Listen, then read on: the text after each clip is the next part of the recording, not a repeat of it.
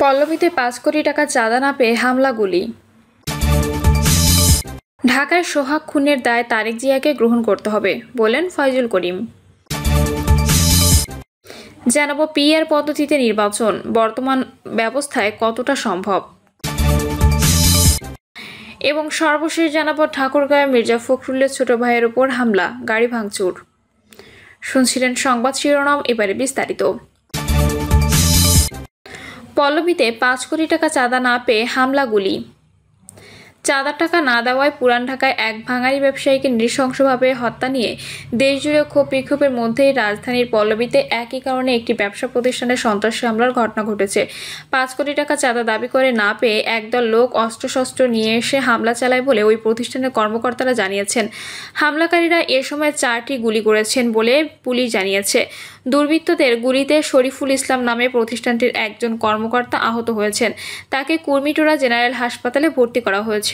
Police বলছে এ ঘটনায় মামলা প্রক্রিয়াধীন। যারা হামলা ও গুলি করেছে তাদের কাউকে এখনও শনাক্ত করা হয়নি।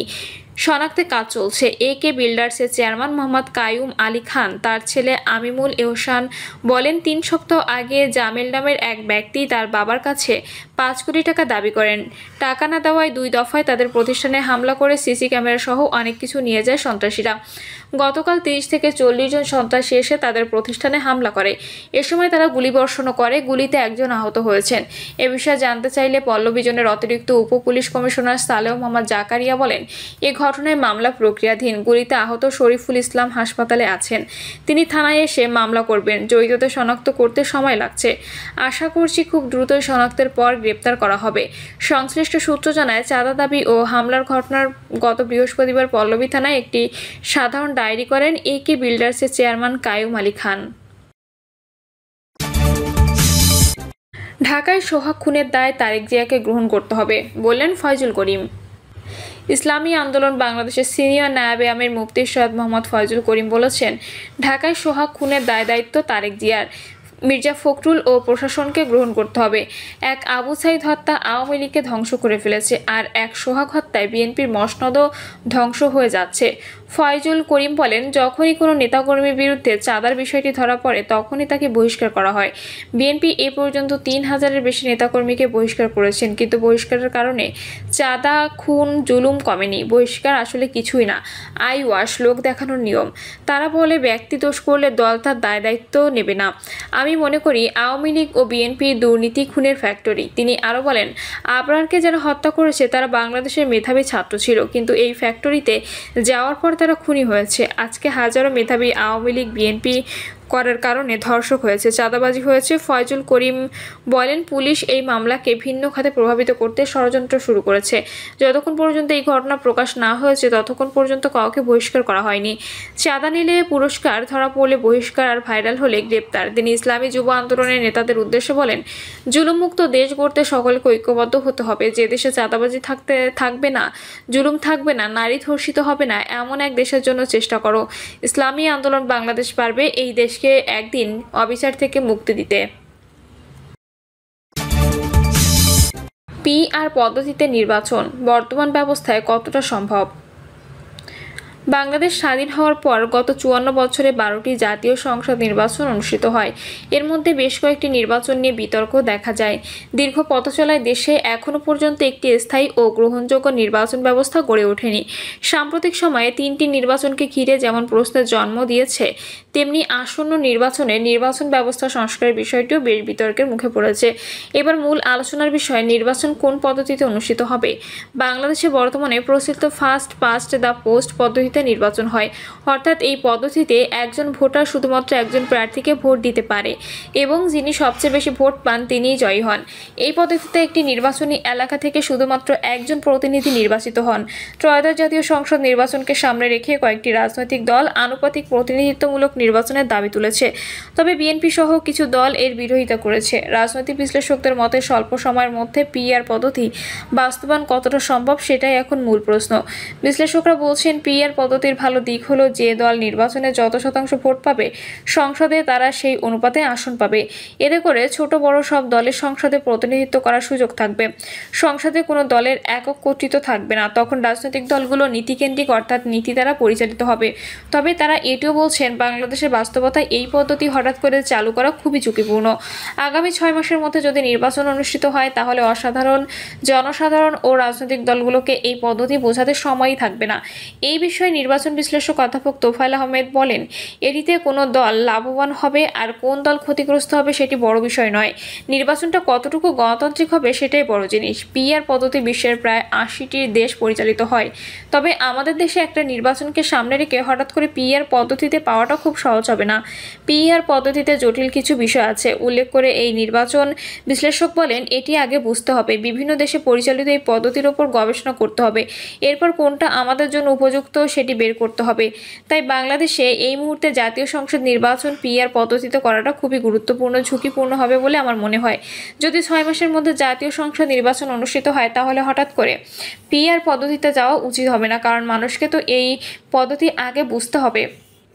ঢাকা বিশ্ববিদ্যালয়ের রাষ্ট্রবিজ্ঞান বিভাগের অধ্যাপক কাজী মোহাম্মদ মাহবুবুর রহমান বলেন, সাধারণত যুক্তরাষ্ট্রীয় রাজনৈতিক ব্যবস্থায় পিআর পদ্ধতির প্রয়োগ হয়, সেখানে এককেন্দ্রিক ব্যবস্থায় এটির প্রয়োগ হয়। আমরা তো সেই পদ্ধতিতে নেই, আমাদের আঞ্চলিক রাজনৈতিক দলও নেই। সুতরাং এখানে ব্যাপক প্রতিনিধিত্বের জন্য আনুপাতিক নির্বাচনের প্রয়োজন নেই। সেই কারণে আনুপাতিক নির্বাচনের যে ন্যায্যতা সেটি খুব বেশি আমাদের দেশে টেকে না। তিনি আরও বলেন, সব দল মনে করলে এটি চালু করতে পারে, কিন্তু এটি যারা চাচ্ছে তারা যদি শুধুমাত্র রাজনৈতিক দলের প্রতিনিধিত্ব থাকতে হবে এ চিন্তা করে তাহলে ঠিক হবে না। কারণ আমরা তো রাজনৈতিক দলের অংশ চাই না, চাই ভোটারদের অংশ কিংবা প্রতিনিধিত্ব। বিশ্লেষকরা বলছেন, বাংলাদেশে এখনও রাজনৈতিক দলগুলো মনোনয়ন প্রক্রিয়া পুরোপুরি স্বচ্ছ নয়। পিআর পদ্ধতিতে আগে 300 জনের মনোনয়ন একবারে দিয়ে দিতে হবে দলগুলোকে। মানুষ দলের প্রতীকে ভোট দেবে, নির্বাচনে যে দল যত শতাংশ ভোট পাবে সেই অনুযায়ী সংসদে আসন পাবে। এর বাইরে সর্বনিম্ন কত শতাংশ পর্যন্ত ভোট না পেলে সংসদে আসন পাবে না সেটিও ঠিক করতে হবে।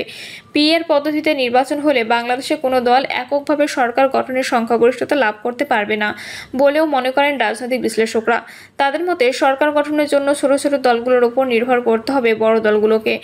ফলে সংসদে অনৈক্য তৈরি হবে। এছাড়া ছোট দলগুলোর নানা চাহিদা তৈরি হবে। ফলে বাংলাদেশে বিশৃঙ্খল রাজনীতি আরও বেশি বিশৃঙ্খল হয়ে উঠবে। এই প্রসঙ্গে তোফায়েল আহমেদ বলেন, পিআর পদ্ধতিতে গেলে তো 300 জনের নমিনেশন একবারে দিয়ে দিতে হবে দলগুলোকে। মানুষ দলের প্রতীকে ভোট দেবে। এখন আপনি ভোট পেলেন 30%, তাহলে সংসদে আনতে পারেন 30% প্রতিনিধিকে। আপনি এই 300 জন প্রার্থীর মধ্যে কাদেরকে সংসদে আনবেন এজন্য নির্দিষ্ট একটি ফর্মুলা লাগবে।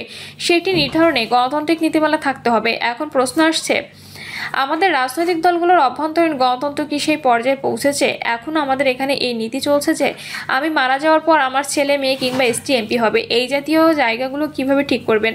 আগে এগুলোকে আমাদের উন্নয়ন ঘটাতে হবে। ব্যক্তিকেন্দ্রিক বা পরিবারকেন্দ্রিক নীতি থেকে বেরিয়ে আসতে হবে। বাংলাদেশে আনুপাতিক নির্বাচন পদ্ধতি চালু হলে তা বাস্তবায়নে অনেক চ্যালেঞ্জ থাকবে মনে করেন রাষ্ট্রবিজ্ঞানের শিক্ষক মাহবুব রহমান। তার মতে এই পদ্ধতিতে নির্বাচন হলে কোনো দল একক সংখ্যাগরিষ্ঠতা পাবে না। তখন সরকার গঠনের জন্য ছোট ছোট দলগুলো সমর্থনের উপর নির্ভর করতে হবে। তখন সংসদে থাকবে অনৈক্য, সরকারগুলো হবে দুর্বল এবং উদ্ভূত সরকারের পতন ঘটবে। এতে বাংলাদেশে আরও সংকটে পড়ে যাবে। অন্যদিকে রাজনৈতিক দলগুলো প্রার্থীর বাইরে বাংলাদেশের স্বতন্ত্র প্রার্থী হিসেবে নির্বাচন করেন অনেকে। পিআর পদ্ধতিতে স্বতন্ত্র প্রার্থীদের নির্বাচনে অংশগ্রহণের সুযোগ খুবই কম। তাদের নির্বাচন প্রক্রিয়া কী হবে সেটিও আগে নির্ধারণ করতে হবে মনে করেন বিশেষজ্ঞরা। স্থানীয় সরকার ও সংসদের উচ্চকক্ষে পরীক্ষামূলক পিআর হতে পারে। নানা প্রতিবন্ধকতা থাকলেও বাংলাদেশকে ধীরে ধীরে পিআর পদ্ধতির নির্বাচনের দিকে যেতে হবে। বিশেষজ্ঞরা বলছেন, প্রাথমিকভাবে স্থানীয় সরকারের কিছু কিছু নির্বাচন, বিশেষ করে সিটি কর্পোরেশন নির্বাচনে পিআর পদ্ধতি প্রয়োগ করা যেতে পারে। এমনকি সংসদের উচ্চকক্ষের 50% আসনও পিআর পদ্ধতিতে নির্বাচন করা যেতে পারে। তোফায়েল আহমেদ বলেন, পিআর পদ্ধতি অনেক ভালো ব্যবস্থা যদি এটি ঠিকভাবে প্র্যাকটিস করা যায়। এটিকে ফেলে দেওয়া যাবে না। কলম্বো সিটি কর্পোরেশন নির্বাচন পিআর পদ্ধতিতে পরিচালিত হয়। আমরাও পরীক্ষামূলকভাবে স্থানীয় সরকার নির্বাচন অর্থাৎ 2-1টি সিটি কর্পোরেশন নির্বাচনে এটি প্রয়োগ করতে পারি। এছাড়া সংসদের উচ্চকক্ষের 50% আসন পিআর পদ্ধতিতে করা যেতে পারে মনে করেন তোফায়েল আহমেদ। পিআর পদ্ধতি চালু হলে লাভবান হবে যারা বাংলাদেশের জামাত ইসলামী, ইসলামী আন্দোলন, খেলাফত মজলিস, এবি পার্টি, গণ অধিকার পরিষদ সহ বেশ কয়েকটি দল আগামী জাতীয় সংসদ নির্বাচন পিআর পদ্ধতিতে করার দাবি তুলেছে। অন্যদিকে বিএনপি এবং তাদের যুগপৎ আন্দোলনের সঙ্গী দলগুলো একাধিক দল প্রচলিত পদ্ধতিতে নির্বাচনের পক্ষে অবস্থান নিয়েছে। পিআর পদ্ধতিতে নির্বাচন হলে যে দল যত শতাংশ ভোট পাবে সংসদে তারা সেই অনুপাতে আসন পাবে। অর্থাৎ কোনো দল যদি 30% ভোট পায় ওই দল সংসদে 30% আসন পাবে। বর্তমান বিশ্বে প্রায় 80টির বেশি দেশে এই পদ্ধতিতে ভোট হচ্ছে, তবে দেশভেদে এই ব্যবস্থার রূপ ও কাঠামো আলাদা। বাংলাদেশে বিগত নির্বাচনগুলোর ফলাফল পর্যালোচনা করলে দেখা যায় আওয়ামী লীগ ও বিএনপি ভোট সবচেয়ে বেশি, এরপর জাতীয় পার্টি, জামাত ইসলামী, ইসলামী আন্দোলন ভোটের শতাংশে এগিয়ে থাকে। কিন্তু বাংলাদেশে প্রচলিত ফার্স্ট পাস্ট দ্য পোস্ট পদ্ধতিতে একটি আসনে 4 জন প্রার্থী থাকলে সেখানে যে প্রার্থী সবচেয়ে বেশি ভোট পান তিনি বিজয়ী হন। এখানে ভোটের শতকরা হার বিবেচ্য নয়। প্রিয় দর্শক, এই ছিল এখনকার সর্বশেষ সংবাদ। আপডেট সব সংবাদ পেতে চ্যানেলটি সাবস্ক্রাইব করে বেল আইকনটি ক্লিক করে রাখুন।